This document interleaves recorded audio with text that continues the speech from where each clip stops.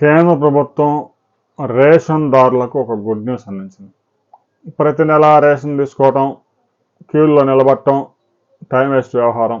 దీనికి తోడు ఆహార ధాన్యాలు నిల్వ చేసేందుకు కేంద్ర ప్రభుత్వం ప్రతి సంవత్సరం గిడ్డంగుల నిర్వహణ కోసం 54,000 కోట్ల రూపాయలు ఖర్చు చేస్తూ ఉంది.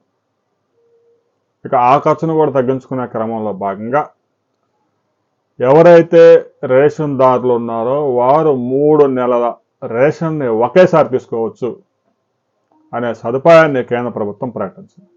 చాలా మంచి నిర్ణయం.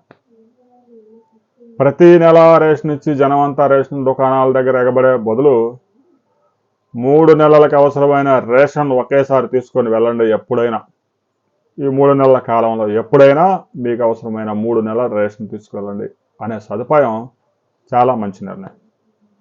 ఎందుకంటే కేంద్ర ప్రభుత్వానికి కూడా ప్రతి సంవత్సరం 16,000 కోట్ల రూపాయలు పొదుపు అవుతుంది. ఈ ఆహార ధాన్యాలన్నీ గిడ్డంగుల్లో నిల్వ చేయాలి, వాటిని కాపాడుకోవాలి, పందికొక్కుల బారి నుంచి రక్షించాలి, పురుగు పడకుండా మందులు పెట్టాలి. ఇవన్నీ ఆ గిడ్డంగులు మెయింటైన్ చేసే ఖర్చు కూడా 1/4 తగ్గుతుంది. ఒకేసారి 3 నెలల రేషన్ మొత్తం వినియోగదారుడు చేరిపోద్ది. కాబట్టి ఇంట్లో వాడు గోతం ఉంటుంది.